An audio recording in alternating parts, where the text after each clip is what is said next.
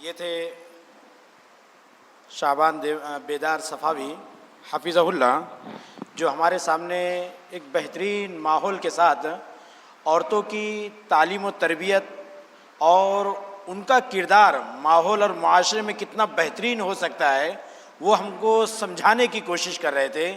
یقین جانیے یہ سب جو نصیحتی کلمات تھے، اگر ہم مرد ہونے کے ناطے، عورت ہونے کے ناطے ان سب چیزوں پر عمل پیرا ہو جائے تو انشاءاللہ ہمارا گھرانہ ایک اسلامی گھرانہ بن جائے گا، ہمارا خاندان ایک اسلامی خاندان بن جائے گا، ہمارا ماحول اور معاشرہ اسلام سے محبت کرنے والا ہو جائے گا۔ تو محترم حضرات، ہم دعا کرتے ہیں کہ آپ نے بہت اچھی نصیحتیں کی، اللہ تبارک تعالیٰ ان نصیحتوں کو ان کے لیے صدقہ جاریہ بنائیں، اللہ تبارک تعالیٰ ان کو بہترین بدلہ نصیب فرمائیں۔ اس کے بعد ہی ہمارے اپنے ایک مہمان خصوصی جمعیت اہل حدیث مہاراشٹر کے ناظم اعلیٰ حافظ عنایت اللہ صاحب حفظہ اللہ جو ہمارے درمیان موجود ہیں، ہم ان سے بہت ہی مؤدبانہ انداز میں گزارش کرتے ہیں کہ آپ یہاں آئیں اور ہمیں چند نصیحتی کلمات سے نوازیں۔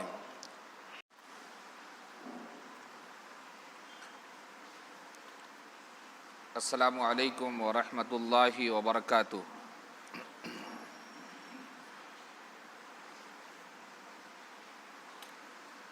الحمد للہ وکفی وسلام علی عبادہ الذین اصطفی، اما بعد۔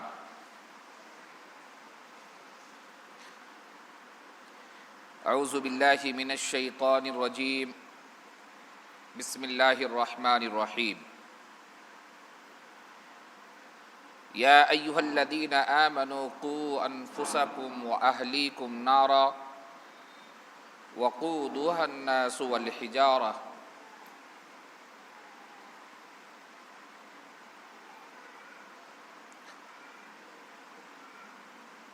صدر محترم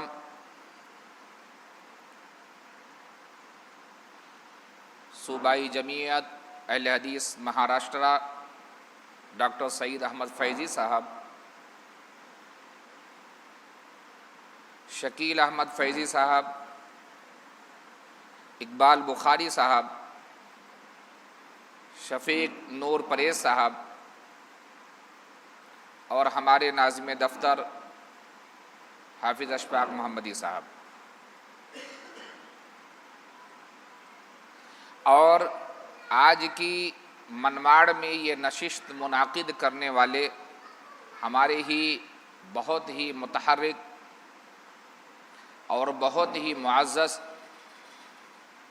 صوبائی جمعیت میں ساتھ ساتھ اپنا ایک اہم کردار ادا کرنے والے، منماڑ کی سرزمین کے کسی تعارف کے محتاج نہیں ہیں، جناب عبدالصمد صاحب اور ہمارے حافظ سلیم صاحب جو نظامت فرما رہے ہیں، دیگر جو بھی حضرات یہاں پر موجود ہیں سامعین کے طور پر، اور بالخصوص ہماری پردہ نشین مائیں اور بہنیں، نونہال بیٹیاں اور ہمارے نونہال بچے، اللہ رب العالمین کا نہایت ہی فضل و کرم ہے کہ اللہ رب العالمین نے دین کی خاطر توحید کی اشاعت کے لیے ہمیں تمام تر مصروفیات کے باوجود منماڑ کی سرزمین پر جمع ہونے کا موقع دیا۔ یہ اللہ ہی کا کرم ہے کہ آج کے جو حالات ہیں، آج کی جو انسان کی مادہ پرستی جس حساب سے انسان کو گھیرے ہوئے ہے، انسان سب سے پہلے اپنا کھانا، اپنا پہننا، اپنی ضروریات زندگی، اپنی تمام تر جو معاملات ہوتے ہیں، اس کے بعد پھر یہ سوچتا ہے کہ مجھے دین کا کام کرنا ہے۔ ایسے ماحول میں قابل مبارکباد ہیں وہ لوگ جو اپنا وقت نکال کر کے اللہ کی رضا کے لیے یہاں پر آئے ہوئے ہیں، قابل مبارکباد ہیں وہ مائیں اور بہنیں جنہوں نے توحید کو سیکھنے اور سکھانے کے جذبے سے اپنے آپ کو اپنی تمام تر مصروفیات کے باوجود یہاں پہ لا کر کے جمع کر دیا، اپنے آپ کو یہاں پر وقف کر دیا۔ اللہ رب العالمین ان تمام ہی لوگوں کو بہترین جزائے خیر دے۔ ہمارے جو مہمان مقرر تھے الحمدللہ انہوں نے اتنا جامع خطاب کر دیا ہے حالات کے اوپر، معاشرے میں عورتوں کے کردار کے اوپر، اور نوجوانوں یا گھریلو جو ذمہ دار ہوتے ہیں ان کی ذمہ داریوں کے تئیں انہوں نے جو خطاب کیا، میں یہ کہہ دینا چاہتا ہوں کہ ان کے خطاب کے بعد کسی خطاب کی ضرورت نہیں ہے۔ الحمدللہ اللہ رب العالمین ان کو بہترین جزائے خیر دے۔ دیکھیے ہمارے عبدالصمد صاحب کا یہ بہت ہی بڑا پرخلوص انداز میں دعوت دینا، صوبے کے لوگوں کو، صوبے کے ذمہ داروں کو اور مالیگاؤں کے ذمہ داروں کو اپنے یہاں پہ اکٹھا کرنا، یہ ان کے اندر دین کی بیداری کا ایک بہت بڑا ثبوت ہے۔ میں بہت زیادہ لمبا چوڑا نہ بولتے ہوئے صرف اتنا کہہ دینا چاہتا ہوں کہ آپ کے اس جو چشمے سے پانی نکل رہا ہے، ایک دن پورا منماڑ نہیں، یہ پورا علاقہ اس سے سیراب ہو جائے گا۔ آج کے یہ نونہال بچے جن کے لیے آپ تغودو کر رہے ہیں اور آپ کا پورا گھرانہ دین کی نشر و اشاعت اور توحید کے لیے اپنے آپ کو وقف کیا ہے، میرے جملوں سے ان کی پذیرائی نہیں ہوگی، جمعیت کے ذمہ داروں کے آنے سے اس کی پذیرائی نہیں ہوگی۔ اس کا اجر صرف اللہ رب العالمین آپ کو دے سکتا ہے، ہم تو صرف دعائیں دے سکتے ہیں۔ ہماری دعائیں آپ کے ساتھ ہیں، منماڑ کے لوگوں کے ساتھ ہیں، احباب جماعت کے ساتھ ہیں، ان ماں اور بہنوں کے ساتھ ہیں کہ جو آپ کے ساتھ، آپ کے اہل و عیال کے ساتھ، آپ کی بیوی اور آپ کی بہوؤں کے ساتھ جڑی ہوئی ہیں اور دین کی نشر و اشاعت میں لگی ہوئی ہیں، کوششیں کر رہی ہیں، توحید کو پہچاننے کی کوششیں کر رہی ہیں اور اپنا قیمتی وقت دے رہی ہیں۔ اللہ رب العالمین آپ کی، آپ لوگوں کی، آپ سبوں کی اس محنت کو ضائع نہیں کرے گا۔ اللہ رب العالمین اس کے بدلے میں دین میں بھی دے گا اور آپ کو دنیا بھی دے گا۔ من کان یرید حرث الآخرۃ نزد لہ فی حرثہ ومن کان یرید حرث الدنیا نؤتہ منہا وما لہ فی الآخرۃ من نصیب۔ جس شخص کی کوشش چاہے وہ مرد ہو یا عورت ہو صرف دنیا کے لیے ہوتی ہے، اللہ رب العالمین اس کو دنیا دے دیتا ہے لیکن آخرت میں اس کا حصہ نہیں ہوتا ہے۔ لیکن جس کی کوشش دین کے لیے ہوتی ہے اس کا یہ انعام ہے کہ اللہ رب العالمین اس کو دین بھی دیتا ہے اور بدلے میں اس کے دنیا بھی دیتا ہے۔ اللہ رب العالمین نے قرآن مجید میں کہا کہ وَمَنْ أَعْرَضَ عَنْ ذِكْرِي فَإِنَّ لَهُ مَعِيشَةً ضَنْكًا وَنَحْشُرُهُ يَوْمَ الْقِيَامَةِ أَعْمَى۔ جو لوگ زندگی بھر اپنے آپ کو پریشانیوں کی دہائی دیتے ہیں، چاہے وہ مرد ہوں یا ہماری مائی بہنیں ہوں یا اور دیگر کوئی بھی افراد ہوں، جو یہ لوگ کہتے ہیں کہ ہماری معاشی بہت تنگی ہے، معاش بہت زیادہ ہمارا وہ چل رہا ہے، ہم بہت زیادہ پریشان ہیں، اس لیے ہم مسجدوں میں وقت نہیں دے پاتے، اس لیے ہم دینی پروگراموں میں وقت نہیں دے پاتے، اس لیے ہم اپنے بچوں کو تعلیم نہیں دلا پاتے۔ یہ جو ڈر اور خوف ان کے اندر بسا ہوا ہے کہ ہمارے بچے اگر حافظ بنیں گے، ہمارے بچے اگر عالم بنیں گے تو کل ان کی کفالت کا معاملہ کیسے حل ہوگا؟ میں بتا دینا چاہتا ہوں کہ وَمَا مِن دَابَّةٍ فِي الْأَرْضِ إِلَّا عَلَى اللَّهِ رِزْقُهَا وَيَعْلَمُ مُسْتَقَرَّهَا وَمُسْتَوْدَعَهَا كُلٌّ فِي كِتَابٍ مُبِينٍ۔ اس روئے زمین پر کوئی جاندار ایسا نہیں ہے جس کا رزق اللہ کے ذمہ نہ ہو۔ ہم تو انسان ہیں، کوئی بھی جاندار ایسا نہیں ہے جس کا رزق کا ذمہ اللہ کے ذمہ نہ ہو۔ اور جب ہمارے رزق کا ذمہ اللہ رب العالمین نے ہمیں لے لیا ہے تو ہمیں بیجا پریشان ہونے کی ضرورت نہیں ہے۔ ہمیں اللہ کی رضا کے لیے ہر وہ کام کرنا چاہیے جس سے اللہ راضی ہو جائے اور خوش ہو جائے۔ معاش کے معاملے میں ہمیں بے فکر ہو جانا چاہیے کہ جس رب العالمین نے ہماری تخلیق کی ہے وہ ہماری تمام ضرورتوں کو پورا کرنے کا پابند ہے۔ ہم آئے کس لیے ہیں؟ اس دنیا میں اللہ رب العالمین نے ہمیں بھیجا ہے تو ایک مقصد کے تحت بھیجا ہے، اور وہ مقصد یہ ہے کہ وَمَا خَلَقْتُ الْجِنَّ والانس الا لیعبدون. کیا مقصد ہے؟ کہ اللہ رب العالمین کی عبادت کرنا ہے، اور عبادت بھی نبی کریم صلی اللہ علیہ وسلم کے بتائے ہوئے طریقے پہ کرنا ہے. میری مائیں اور بہنیں اگر کوئی چیز اسٹور کی کوئی چیز پسند ہو جائے اور اگر وہ کسی دن بند ہو جائے تو اس اسٹور کو کھلنے کا انتظار کرتی ہے کہ نہیں ان کے پسند کی چیز یہاں ملتی ہے. دنیا کے ہر معاملے میں ان کی چوائس ہے. ہمارے گھر کا مسالہ اس دکان سے بہت اچھا ملتا ہے، آٹا بہت اچھا ملتا ہے، ہمارے وہاں کا راشن بہت اچھا ملتا ہے اس دکان کا. لیکن جب دین کی باری آتی ہے تو وہ تلاش نہیں کرتی ہیں، بس ان کے مزاج کے مطابق جو بھی مل جاتا ہے اس کو لے لیتی ہیں اور دین سمجھ کر کے اس کو جینا شروع کر دیتی ہیں. بہت بڑی ذمہ داری ہے. سب سے پہلے جو میں نے آیت کہا کہ وَمَنْ أَعْرَضَ عَنْ ذِكْرِي فَإِنَّ لَهُ مَعِيشَةً ضَنْكًا، کہ جو شخص بھی، اللہ رب العالمین کہہ رہا ہے کہ جو شخص بھی میرے ذکر سے اعراض کرے گا، میری نافرمانی کرے گا، میرے وصولوں کو توڑے گا، دنیا میں اس کی معیشت کو میں تنگ کر دوں گا. کیا کر دوں گا؟ تنگ کر دوں گا.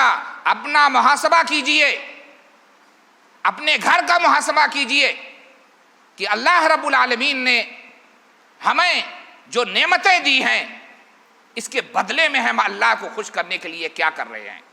اپنے ارد گرد دیکھیے، پاس پڑوس میں دیکھیے، کچھ ایسے لوگ ہوں گے جو ہاسپٹل میں پریشان ہوں گے، کچھ ایسے لوگ ہوں گے جن کے ہاں فاقہ کشی کا عالم ہوگا، کچھ ایسے ہوں گے جن کے جسم کے کوئی اعضاء نہیں ہوں گے، کچھ ایسے لوگ ہوں گے جو کسی نہ کسی بیجا مقدمے میں پریشان ہوں گے، کچھ ایسے لوگ ہوں گے جن کے ہاں بیٹیوں کی شادی نہیں ہو پا رہی ہے، بیٹوں کی شادی نہیں ہو پا رہی ہے، رات دن کی نیند حرام ہے.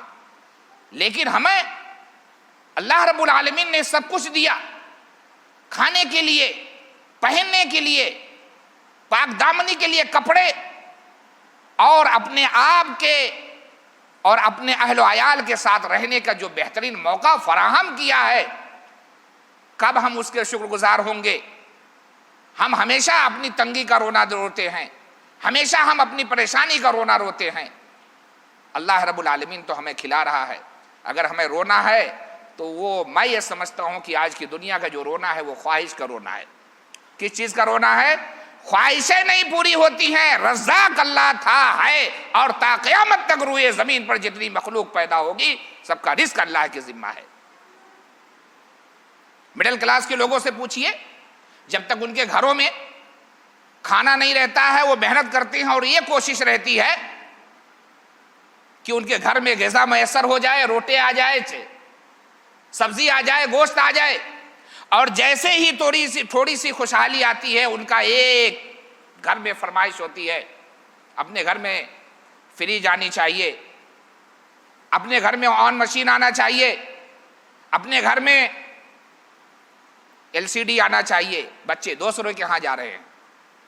یعنی اللہ جب دے رہا ہے تو نافرمانیوں کا سلسلہ وہاں سے شروع ہوتا ہے، کیونکہ خواہشیں انسان کے اندر جنم لیتی ہیں. اور اس کا بعد اگر ان کے اوپر کوئی حالات آتے ہیں، کوئی مشکلات آتے ہیں. ایک باپ کو اللہ اگر بیٹی دیتا ہے تو 18 سال تک اس کو مہلت دیتا ہے کہ اس کی بیٹی کے لیے وہ انتظام کرے کہ کل اس کی شادی کرنا ہے اور اس کو میراث دینا ہے.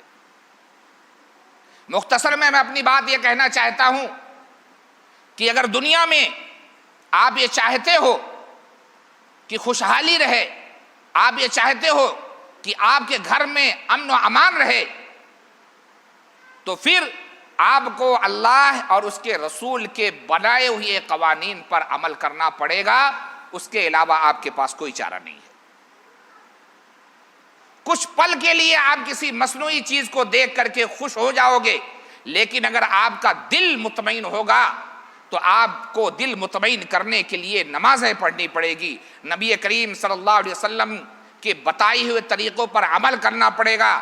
ماؤں اور بہنوں کو پردے کی حالت میں رہتے ہوئے اپنے گھر کے نظام کو ایک بہترین مدرس کی شکل میں اپنے بچوں کو تیار کرنا پڑے گا. کل یہی بچے بڑے ہو کر کے ماں اور باپ کے لیے عزت کا سامان بنیں گے. کہیں ایسا نہ ہو جائے کہ یہ نونہال بچے دیکھ رہے ہیں کہ میرے ماں باپ دونوں ساتھ میں بیٹھے ہیں، اذان ہو گئی ہے، ٹی وی کا سیریل چالو ہے،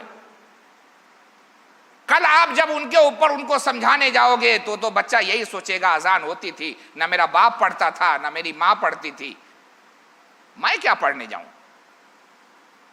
تو ہم اپنے بچوں کے لیے خود آئیڈیل بنیں، ہم اپنے بچوں کے لیے خود نمونہ بنیں، ہم اپنے بچوں کا پہلا اسکول بنیں، اور ہم اپنے بچوں کو وہ سکھائیں جو نبی کریم صلی اللہ علیہ وسلم نے ہمیں سکھانے کا حکم دیا ہے۔ جب ہمارا بچہ دیکھے گا کہ فجر کی اذان سے پہلے میری ماں اٹھ جاتی ہے، میرا باپ اٹھ جاتا ہے، اس بچے کے پیچھے زیادہ محنت کرنے کی ضرورت نہیں پڑے گی، انشاءاللہ وہ ماحول کو دیکھ کر کے خود ہی اٹھنا شروع کر دے گا اور وہ نماز کا پابند ہو جائے گا۔ جب وہی بچہ یہ دیکھے گا کہ فجر کی اذان ہو چکی ہے، میرے باپ کی صبح 8 بجے ہو رہی ہے، 9 بجے ہو رہی ہے، 10 بجے ہو رہی ہے، ماں بھی سوئی پڑی ہے، اور کیا عالمیہ ہے۔ میں نے دیکھا کسی مواقع پہ، اکثر میں بولتا رہتا ہوں کہ اگر کسی ماں کو معلوم رہے کہ میرے بچے کا اسکول 6 بجے ہے اور ٹھنڈی میں 5:30 بجے نماز ہو رہی ہے، تو ماں نماز نہیں پڑھتی ہے لیکن 6 بجے بچے کے لیے ٹفن بنانے کے لیے ضرور اٹھتی ہے وہ، کیونکہ اس کے نزدیک اہم یہ ہے کہ میرا بچہ بھوکا نہ جائے۔ یہی بچہ جب آپ کا نافرمان رہے گا، یہی بچہ جب نبی کریم صلی اللہ علیہ وسلم کو ترک کرنے والا رہے گا، ان کی سنتوں کو ترک کرنے والا رہے گا، اللہ کے فرمان کا نافرمان کرنے والا رہے گا، یہی بچہ کل جب جہنم میں جلے گا تو آپ کیسے برداشت کرو گے؟ ایک دن ایسا بھی آئے گا حشر کے میدان میں، یود المجرم لو یفتدی من عذاب یومئذ ببنی وصاحبتہ واخیہ وفصیلتہ التی تؤویہ ومن فی الارض جمیعا ثم ینجیہ کلا انہا لظی نزاعۃ للشویٰ۔ مختصر بھی یہ ہے کہ جب اللہ کے حضور انسان پیش ہوگا تو اپنی معافی کے چکر میں سب کو جہنم میں ڈالنے کے لیے تیار ہو جائے گا۔ اللہ سے کہے گا میرے بھائی کو لے لے، میری بیوی کو لے لے، ومن فی الارض جمیعا، یہاں تک کہ اس روئے زمین پہ جتنے لوگ بسنے والے ہیں سب کو میرے بدلے جہنم میں ڈال دے لیکن مجھے جنت دے دے۔ ابھی ہمارے بچے کو نکل کر کے کوئی ایک جھاپڑ مار دے، ایک لاپڑ مار دے، ماں باپ سب کوٹ کر کے اس کو مارنے کے لیے تیار ہو جاتے ہیں۔ اس دن ہماری محبت کہاں جائے گی؟ جب ہمارے سامنے ہمارے بچے کو جہنم رسید کر دیا جائے گا۔ اس دن بیٹے کی محبت کہاں جائے گی؟ ماں کے لیے، کہ جب ماں جہنمی ہو جائے گی اور اس کو یہ احساس تک نہیں ہوگا کہ دنیا میں نے کوئی ایسا عمل نہیں کیا کہ اپنی ماں کے لیے راضی کروا لیا ہوتا، یا اپنے ماں کو نصیحت کر دیا ہوتا، یا ماں مجھے نصیحت کر دی ہوتی۔ اسی لیے کہا گیا کہ یا ایھا الذین آمنوا قوا انفسکم واہلیکم نارا، یا ایھا الذین آمنوا، اے او لوگو جو ایمان لائے ہو، قوا انفسکم واہلیکم نارا، خود اپنے آپ کو اور اپنے اہل و عیال کو جہنم کی آگ سے بچاؤ۔ یہ جہنم کی آگ سے کیسے بچیں گے؟ جب ہم لوگ وتعاونوا علی البر والتقوی ولا تعاونوا علی الاثم والعدوان کو فالو کریں گے۔ یہ کیا ہے کہ ہر نیکی کے کام میں شوہر بیوی کا مددگار بن جائے، بیوی شوہر کی مددگار بن جائے، اور برائی کا جب کوئی معاملہ ہو تو ڈٹ کر کے بیوی شوہر کی مخالفت کرے اور شوہر بیوی کی مخالفت کرے، بچہ ماں کی مخالفت کرے۔ اطاعت کا معاملہ صرف اور صرف نیکی میں ہے، برائی میں اطاعت کرنے کا حکم نہیں ہے۔ میں مختصر میں اپنے ماں اور بہنوں کو کہنا چاہوں گا کہ آپ جستجو کیجئے، آپ برانڈ ڈھونڈیے، آپ کو دین کے بھی معاملے میں اچھا پروڈکٹ لینا پڑے گا، آپ کو دیکھنا پڑے گا، آپ کو سمجھنا پڑے گا کہ دین کے معاملے میں جو چیز بک رہی ہے مارکیٹ میں کیا وہ سچی ہے کہ اس کے اندر بھی کوئی خلط ملط ہے۔ آپ کو پڑھنا پڑے گا، آپ کو ان لوگوں کے ساتھ جڑنا پڑے گا جو آپ کے لیے فکر مند ہیں، آپ کو ان کے ساتھ اپنا وقت لگانا پڑے گا جو آپ کے لیے اپنا رہنمانہ کردار ادا کرنے کے لیے تیار ہیں۔ قابل مبارکباد ہیں عبدالصمد صاحب کہ وہ اور ان کے بچے جس طریقے سے یعنی لگے ہوئے ہیں، مجھے تو دور دور تک کوئی ایسی فیملی نہیں ملتی کہ جس کا بچہ خود یعنی حافظ ہو، مسجدیں سنبھالے آج کے اس دور میں، جس کی بہویں عالم ڈھونڈ کر کے لائیں اور وہ بہویں سماج میں اور معاشرے میں اپنا کردار ادا کریں۔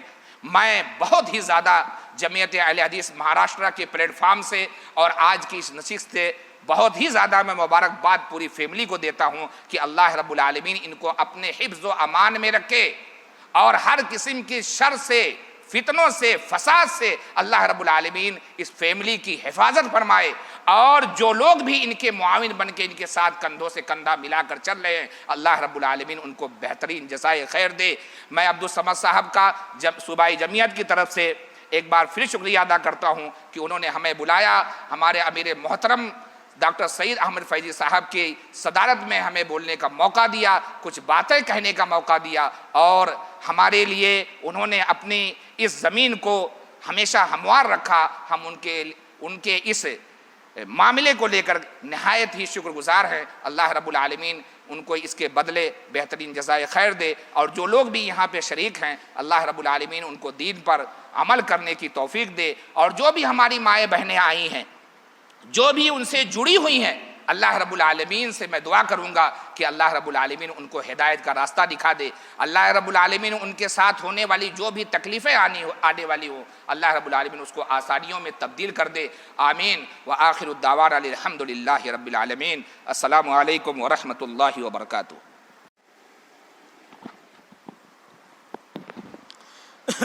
محترم حضرات، یہ تھے ہمارے حافظ عنایت اللہ صاحب حفظہ اللہ، جو کہ انتہائی زیادہ مختصر انداز میں ہم کو سمجھانے کی کوشش کر رہے تھے، اور ہماری حوصلہ افزائی بھی کر رہے تھے کہ یقیناً یہ جو ہم دینی کام کر رہے ہیں اللہ تبارک تعالیٰ اس میں ہماری ضرور مدد کرے گا، اور اس سے علاوہ اللہ تبارک تعالیٰ ضرور بضرور یہ دین کا کام دھیرے دھیرے آگے پھیلتا رہے گا۔ محترم سامعات، اب جس کا یعنی عورتیں جو موجود ہیں اور مرد بھی ہیں، تو ہم کو جس کا انتظار تھا انعامات کی تقسیم، اس کا وہ مرحلہ آ رہا ہے۔ اس میں آپ کو معلوم ہونا چاہیے، جیسے ہم نے اعلان بھی کیے، کہ 2 عناوین رکھے گئے تھے۔ پہلا تھا توحید اور شرک، اس تعلق سے لکھنا تھا۔ دوسرا تھا سیرت رسول صلی اللہ علیہ وسلم۔ تو اس میں ہمیں یاد رکھنا چاہیے کہ جب ہم سیرت رسول صلی اللہ علیہ وسلم پڑھتے پڑھاتے ہیں اور اس کو اپنے ذہن و دماغ میں لانے کی کوشش کرتے ہیں، تو ایک انسان کو کچھ جو اہم ترین فائدے حاصل ہوتے ہیں۔ اس میں نمبر 1 یہ ہے کہ رسول اللہ صلی اللہ علیہ وسلم سے محبت ہو جاتی ہے۔ جب ہمارے دل میں رسول اللہ صلی اللہ علیہ وسلم سے محبت پیدا ہو جاتی ہے تو اسلامی تعلیمات پر عمل کرنا ہمارے لیے بہت آسان ہو جاتا ہے، بہت آسان ہو جاتا ہے۔ اور وہی محبت نہ ہو، اگر ایک ماں اور بیٹے میں محبت ہوتی ہے تو ماں ہر ممکن طریقے سے اپنے بیٹے کے لیے وہ چیزیں تیار کر لیتی ہے جس کی وجہ سے اس کا بیٹا خوش ہو جائے، تاکہ اس کا کمانے والا بڑا بیٹا ناراض نہ ہو جائے۔ اس طریقے سے وہ ہر ممکن طریقے سے اپنے بیٹے کے لیے ایسے کام کر لیتی ہے۔ لہٰذا انسان کے اندر جب رسول کی محبت آ جائے گی تو دین اسلام پر عمل کرنا اس کے لیے بہت آسان ہو جائے گا۔ دوسری چیز یہ کہ جب سیرت رسول ہم پڑھیں گے تو اس کی وجہ سے آج کی ہماری جتنی بھی پریشانیاں ہیں، یہ پریشانیاں ہم کو آسان لگنے لگیں گی، کیونکہ ہم سیرت رسول پڑھتے ہیں شروع سے لے کر آخر تک، رسول اللہ صلی اللہ علیہ وسلم کی وفات تک ہمیں آپ صلی اللہ علیہ وسلم کی صرف اور صرف پریشانیاں ہی نظر آتی ہے۔ آپ صلی اللہ علیہ وسلم کی جس دن وفات ہوئی اس موقع پر بازو والے سے چراغ میں تیل لایا گیا تھا ادھاری کے طور پر، جو آپ صلی اللہ علیہ وسلم کے پاس تھا، آپ نے سب کے سب یعنی مسلمانوں کے لیے ہبہ کر دیا تھا، بیت المال میں ڈال دیا تھا۔ حضرت عائشہ رضی اللہ عنہ کہتی ہے کہ کئی مہینے گزر جاتے ہمارے پاس چولہا نہیں جلتا تھا۔ تو محترم بزرگوں، دوستوں اور محترم سامعات، ہمارا کہنا یہ ہے کہ جب ہم سیرت رسول پڑھیں گے تو آج کی ہماری دنیاوی جتنی بھی پریشانیاں ہیں وہ تمام پریشانیاں ہمارے لیے آسان لگنے لگیں گی۔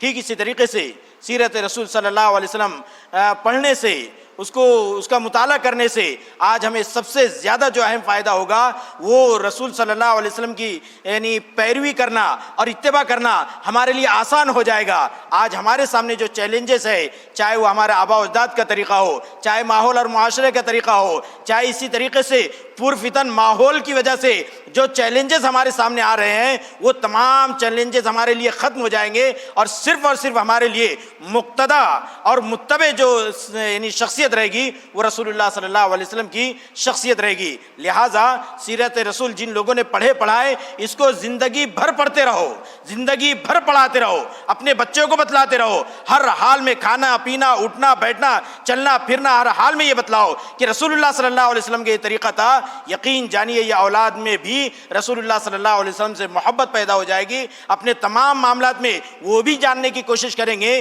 کہ اس مسئلے میں رسول اللہ صلی اللہ علیہ وسلم نے کیا فرمایا۔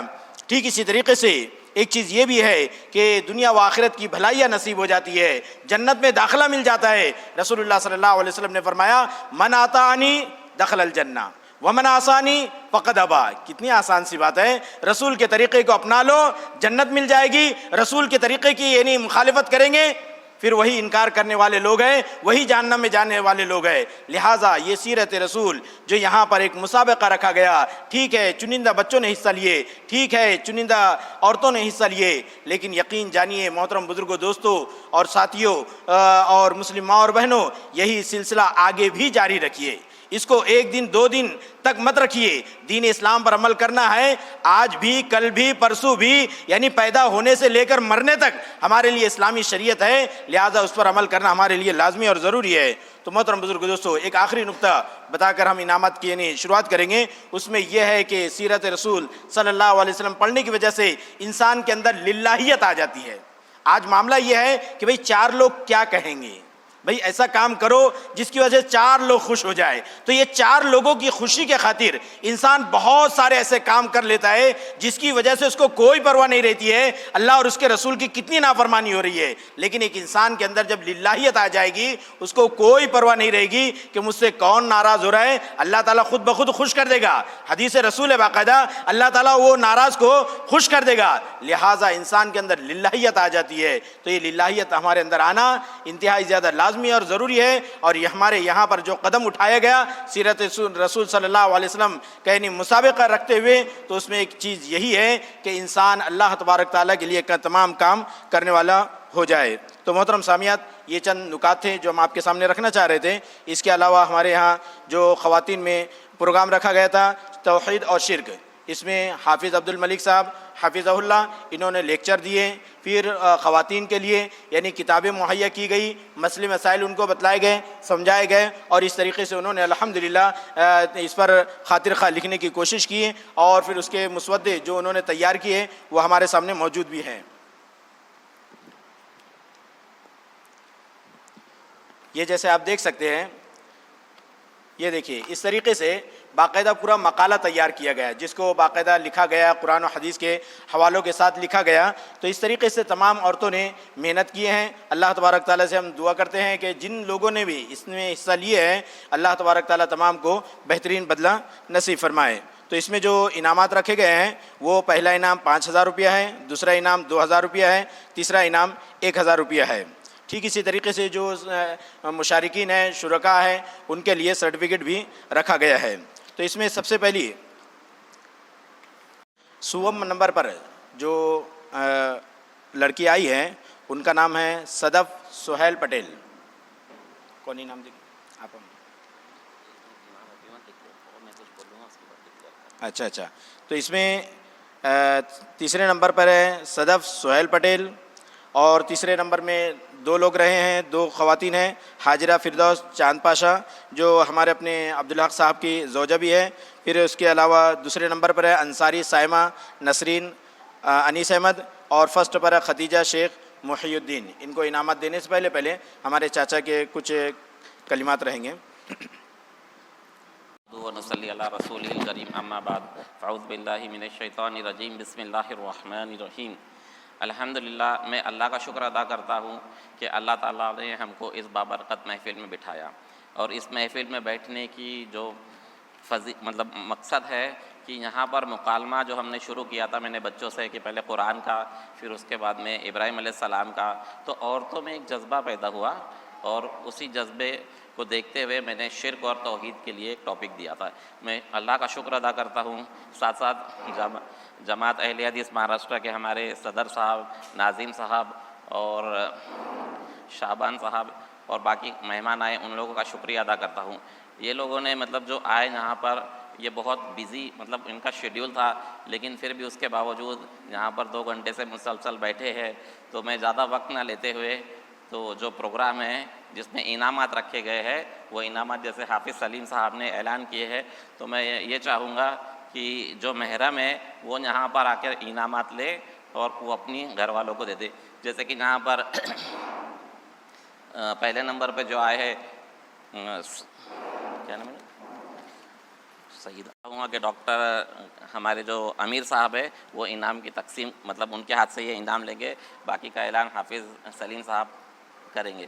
میں یہ چاہتا ہوں کہ یہ جس طریقے سے سلسلہ چالو ہے تو آپ لوگ اسی طریقے سے میرا ساتھ دیں گے انشاءاللہ، اور ہم لوگ انشاءاللہ اللہ نے اگر چاہا تو ہمارے نونہال بچوں کے لیے یہ فائدہ مند چیز ہوں گی.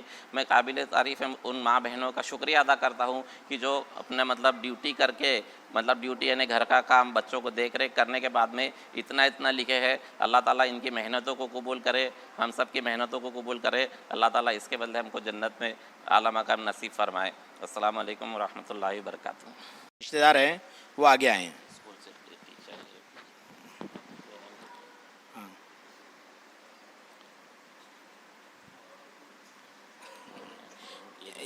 ہاں یہ جو ہیں یہ اسکول کے ٹیچر ہیں. جی جی ان کی اہلیہ ہیں. ہاں ان کی اہلیہ ہیں ختیجہ شیخ محی الدین.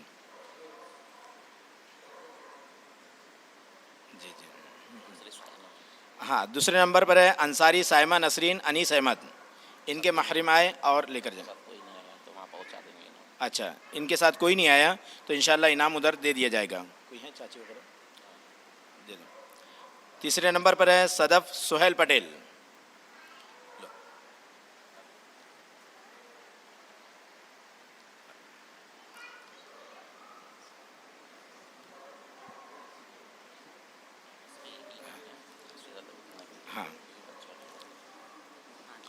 ہاں حاجرہ فردوس چاند پاشا.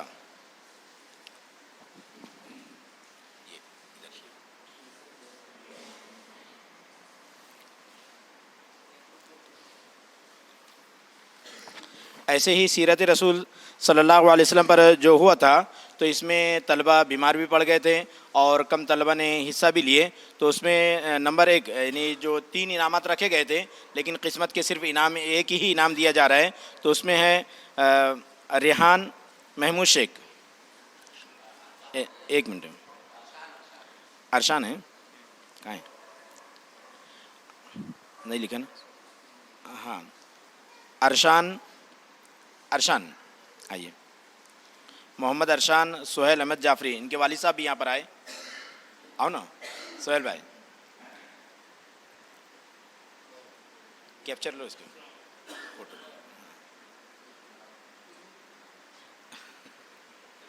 جی جی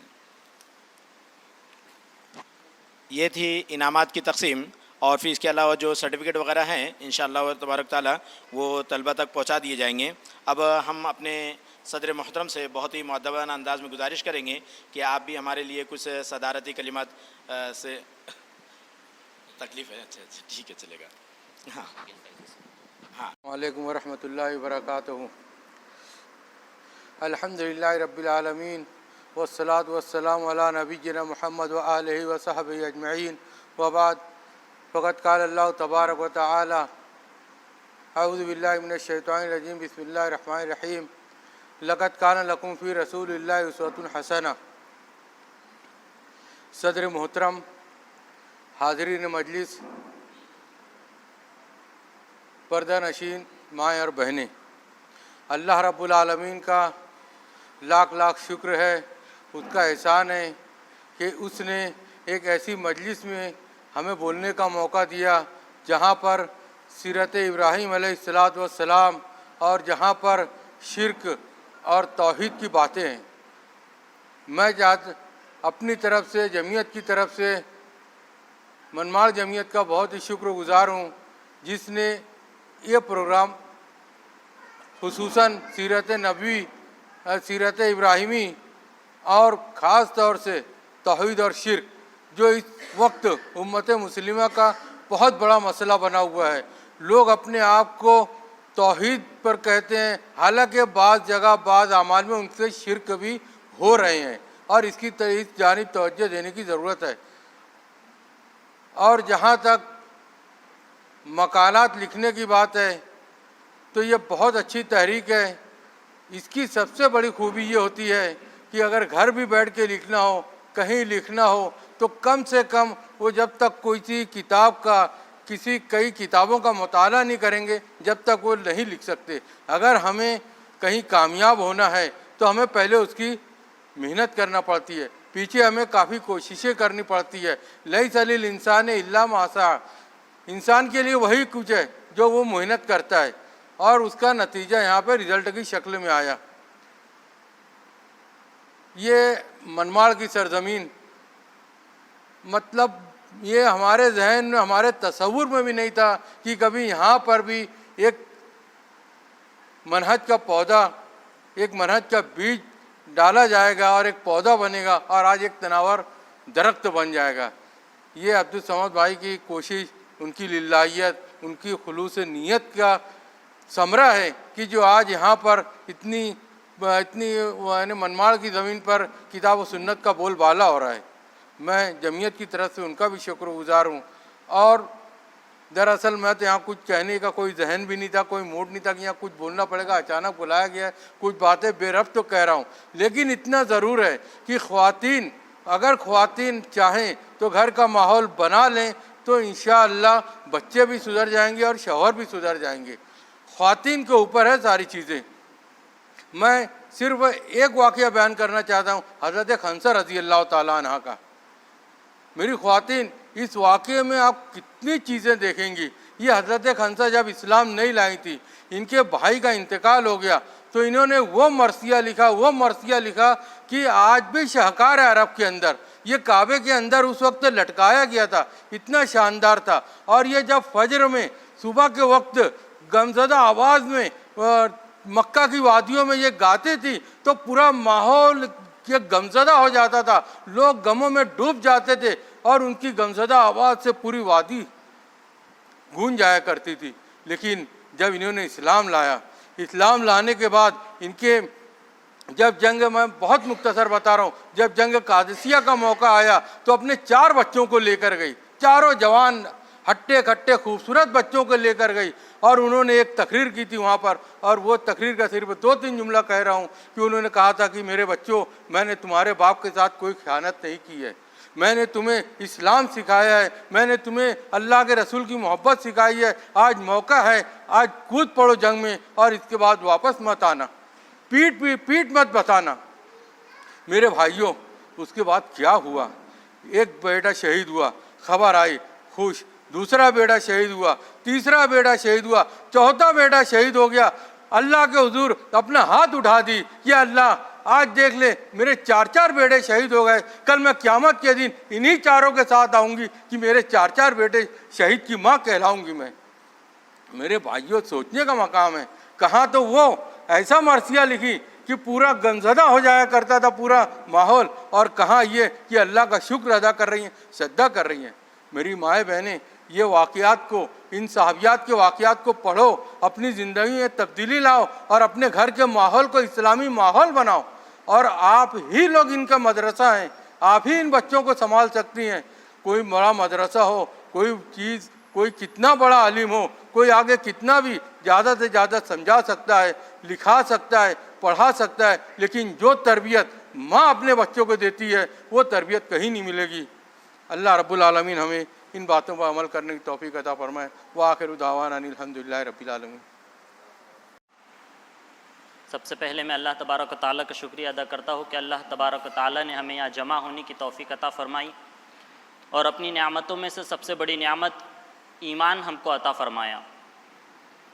درود و سلام ہوں تمام انبیاء کرام پر، خصوصاً ہمارے اور آپ کے آخر رسول جناب محمد رسول اللہ صلی اللہ علیہ وسلم پر، جن کو اللہ تبارک و تعالیٰ نے ہمارے لیے ہادی اور مبشر بنا کر بھیجا۔ آپ تمام ہی حضرات جانتے ہیں کہ یہاں پہ جو انعامات کی تقسیم کی گئی توحید اور شرک کے تعلق سے، تو یقین مانیے جب ہمارے پاس یہ مکالمے، یہ جب پیپر جمع کیے گئے عورتوں کی جانب سے لکھ کر، تو ہم ان پیپروں کو دیکھ کر خوشی کے مارے پھولے نہیں سما رہے تھے کہ اس قدر عورتوں نے اس پر محنت کی اور اس خوبصورتی کے ساتھ اپنی بات کو واضح کیا۔ اس تحریری مقابلے میں ہم نے جو پوائنٹس ان کو دیے تھے لکھنے کے لیے، الحمدللہ تمام ہی نے اس کو اچھے انداز میں قرآن و حدیث کی روشنی میں واضح کرنے کی کوشش کی، اور اتنے بہتر انداز میں واضح کرنے کی کوشش کی کہ ہم کنفیوز ہو جا رہے تھے کہ کس کو پہلا انعام دے اور کس کو دوسرا اور کس کو تیسرا انعام دے۔ اور یہ انعام تو ہم نے آج دیے آپ لوگوں کو، لیکن آپ لوگوں کو انعام اس سے پہلے ہی کئی دنوں پہلے مل چکا ہے، اور وہ انعام اللہ تبارک و تعالیٰ نے دیا۔ آپ کو توحید اور شرک سمجھنے کی توفیق یہ اللہ کی طرف سے آپ کو انعام ہے، اور اللہ کے اس انعام کے آگے ہمارا یہ انعام کوئی بھی حیثیت نہیں رکھتا ہے۔ اللہ تبارک و تعالیٰ نے آپ کو اتنا بڑا انعام جو دیا ہے، یہ آج جو ہم نے انعام دیے اس کی کوئی حیثیت نہیں ہے۔ جن لوگوں کو انعام نہیں ملا ہے وہ اس بات سے خوش ہو جائے کہ ان کو اللہ تبارک و تعالیٰ نے کئی دن پہلے ہی انعام دے دیا کہ اللہ نے انہیں توحید اور شرک سمجھنے کی توفیق عطا فرمائی۔ اس انعام کے آگے یہ انعام کوئی حیثیت نہیں رکھتا۔ جب ہم نے ان پیپروں کو پڑھا اور اس میں ہم نے غور کیا کہ عورتوں نے قرآن کی آیت کے ساتھ ساتھ قرآن کا ترجمہ اور قرآن کی آیت کی دلیل، اور کئی ایک عورتوں نے الحمدللہ حدیث اور حدیث کی عربی اور اس حدیث کون سی کتاب میں کس باب میں کس صفحہ نمبر پہ ہے الحمدللہ اس کو بھی واضح کرنے کی کوشش کی۔ اس قدر ان کی محنت، ان کی زندگی مصروفیت زندگی کے بعد انہوں نے جو محنت کی، ان کے لیے انعام اللہ تبارک و تعالیٰ ہی اس انعام کو دے سکتا ہے۔ تو جن باتوں کو ہم نے اس انعام کے سلیکٹ کرنے میں جو کوشش کی کہ کس طریقے سے اس انعام کو سلیکٹ کیا جائے، تو وہ یہی تھی کہ جنہوں نے بھی قرآن کی آیت اور قرآن کی آیت کی دلیل اور حدیث کا عربی متن اور اس عربی متن کے ساتھ اس کی دلیل لکھی، ان کو اس پر ترجیح دی گئی۔ ویسے تو الحمدللہ تمام نے ہی اپنی بات کو اچھے طرح سے واضح کیا تھا۔ آج کوئی یہ نہ کوئی سمجھے کہ میں نے تو اپنی بات کو اچھے طریقے سے واضح کی تھی لیکن مجھ کو انعام کیوں نہیں دیا گیا، تو اس کی وجہ یہی رہی کہ جو ہم نے سلیکٹ کیے اس میں آیتوں کو اور آیتوں کے ساتھ حدیثوں کو جو عربی متن میں جن لوگوں نے لکھے اور اس کے اچھی طریقے سے حوالے دلیل اور صفحہ نمبر کے ساتھ لکھے، اس کو ہم نے ترجیح دی گئی۔